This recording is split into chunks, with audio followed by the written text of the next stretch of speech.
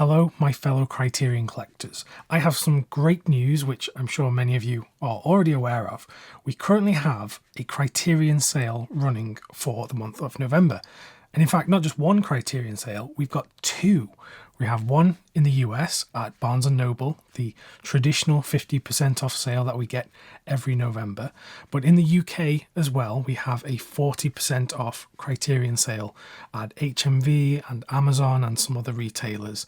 And this is a big deal because typically in the UK, we don't get many Criterion sales these days. So as well as letting you know about these sales in this video, I also thought I would give you a few quick recommendations for things that you might want to get in the sale. I will include links to these sales in the description of this video. So if you use them, it helps support the channel at no additional cost to you, and you can get some great deals on Criterion discs. My first recommendation for you is a classic, and it's from a director who I think is one of the best filmmakers still working today. The film is one of the best of the 80s, and it came out in 1980. It is Raging Bull, Martin Scorsese's masterpiece starring Robert De Niro. This 4K released a few years ago, but it is exceptional. And I just absolutely love having this one in my collection. The film looks stunning. It is beautiful in its black and white cinematography. There's tons of special features. There's a whole paragraph of special features on the back here. And it's a fantastic release. The film is available in the US and in the UK. So hopefully no matter where you are in the world, you should be able to get your hands on this in some way. It is region free as well, being a 4K disc, although any extras on the included Blu-ray will be region locked, so do be aware of that. I should also mention that the film is not just about the sport of boxing. That is the setting of this story and this character, but the film is about so much more. So if you're perhaps put off by the fact that it's around the sport of boxing, definitely give this one a shot because I think it is just a masterpiece. Not just one of my favourite Criterion releases of last year, but one of my favourite Blu-ray releases, full stop, was this one.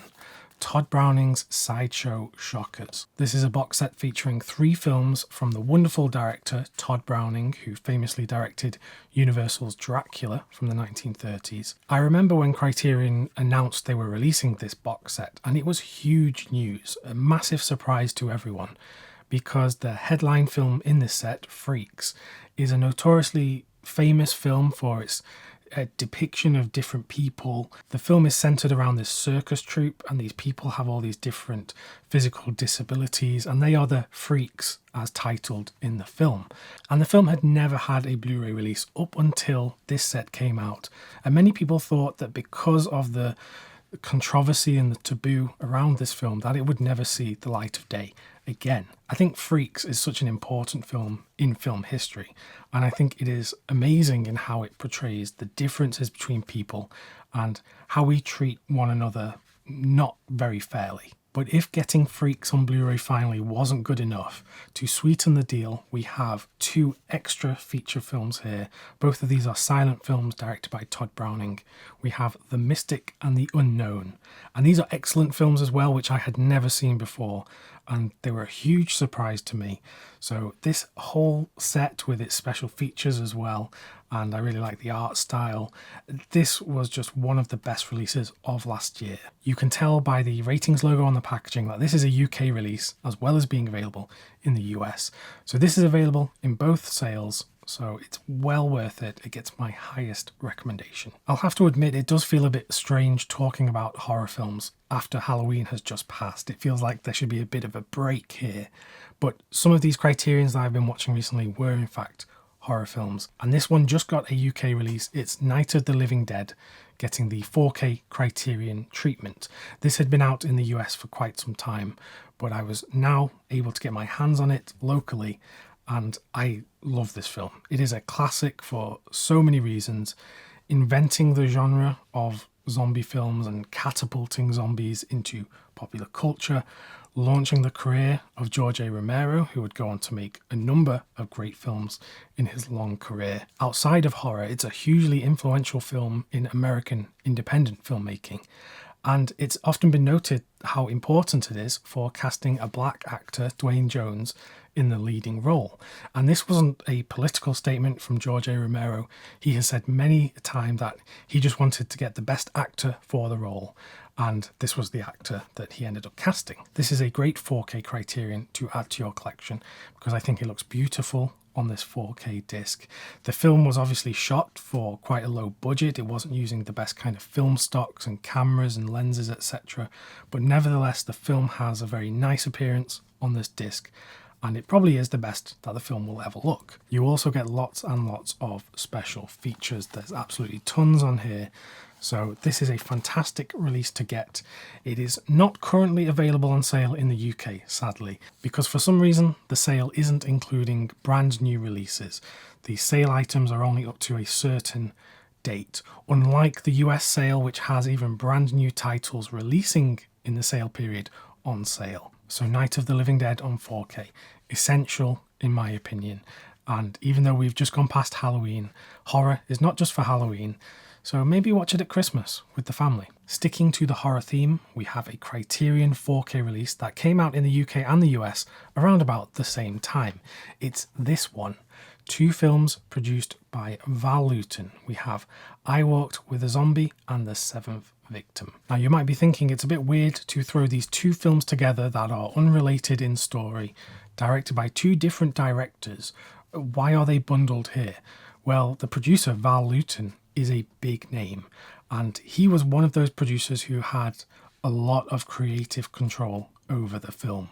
He was very much an auteur producer. So often we will see that Val Lewton's produced films often get lumped together because they are following very similar themes and ways of filmmaking. Both of these films are very nicely around about 70 minutes in runtime.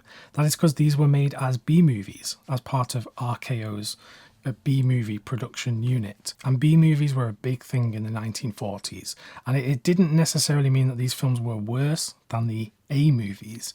It just meant that they were cheaper to make and they were put on double bills with the bigger movies that had all of the big stars and the massive budgets. But the B-movies were a great breeding ground for lots of talent, both in front of the camera and behind the camera. You can just look at these 2 films. You've got Mark Robson and Jacques Tourneur, both directors who are doing absolutely incredible stuff here within the constraints of the B-movie budget. I could talk at length about the history of B-movies and Hollywood in this period. I absolutely love that kind of stuff, but I won't bore you today. I'll just say that this is a fantastic release. 2 great films that sit very nicely alongside Cat People, which is already in the collection, directed by Jacques Tourneur, produced by Val Lewton. That's the film that famously is quoted as inventing the jump scare. So do give this one a shot. I thought the 4K presentations were fantastic. I Walked with a Zombie is also a fantastic look at voodoo and Hollywood's kind of obsession with voodoo in cinema at the time. I think this is one of the best films to look at that kind of thing. So just a fantastic release from Criterion. And then we come to a film which is going to be a bit hard to talk about, but let's see how well I do at this. The film is Happiness, directed by Todd Solondz. This is a very controversial film. When this one got announced by Criterion not too long ago, this was huge news because a lot of people thought that this one wouldn't be coming out anytime soon. It never had a Blu-ray previously. I think this last got a DVD. So now we have a 4K presentation of it, and it's available in the UK and in the US. So where to start with Happiness? I mean, let's just say that this film is not going to be for everyone. Approach this one with caution, but I must say that I don't find this film gratuitous in the content that is within it. It is dealing with some very heavy and difficult subjects. There is a scene towards the start of the film which shows quite an extreme random act of violence, and that is probably enough for a lot of people to turn this one off. So if you persist through the film, you will also find a lot more disturbing situations on screen. The film is called Happiness, and some people say that that's quite an ironic title. I actually think it's very fitting because this is about a group of people who are all leading separate lives, but then they are kind of interconnected at points in the film. And they are all trying to gain happiness. A lot of these people are depressed, they are loners, They don't fit in society. They're just wanting some kind of connection and to feel good. Now, I have to try and word this very carefully, otherwise YouTube will definitely flag this video and no one will see it. One of the main characters that we follow in here, played by Dylan Baker in a very brave performance, is a character who has ideas about child abuse and fantasies about this, which is obviously very dark material. This is stuff that most people wouldn't want to even touch in a film. And here Todd Solondz is trying to tackle this very difficult character and situation in an almost comedic way. In fact, this film is often described as a very, very dark comedy. And I don't think it's exploitative. I don't think this film is trying to make fun of victims of abuse. I also don't think the film is trying to make fun of the abusers. It's not trying to make fun of anyone. I think it is merely presenting these situations and framing these characters, and you have to laugh at it, otherwise it is just so difficult to watch and so depressing. But what the film is saying, that even these people who have these terribly dark ideas and often carry out terrible things, fundamentally they are just trying to achieve some form of happiness, and that is not justifying anything they do or think.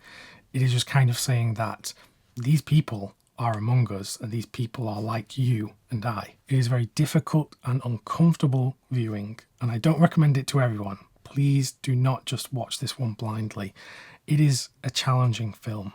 However, I think it is directed very well indeed, and the 4K restoration that is presented on the 4K disc is beautiful. It's kind of hard to describe this film as a beautiful film, but it is. The way it looks visually is very good. There is a reason you couldn't really make a straight drama about the kind of stuff that is tackled in this film.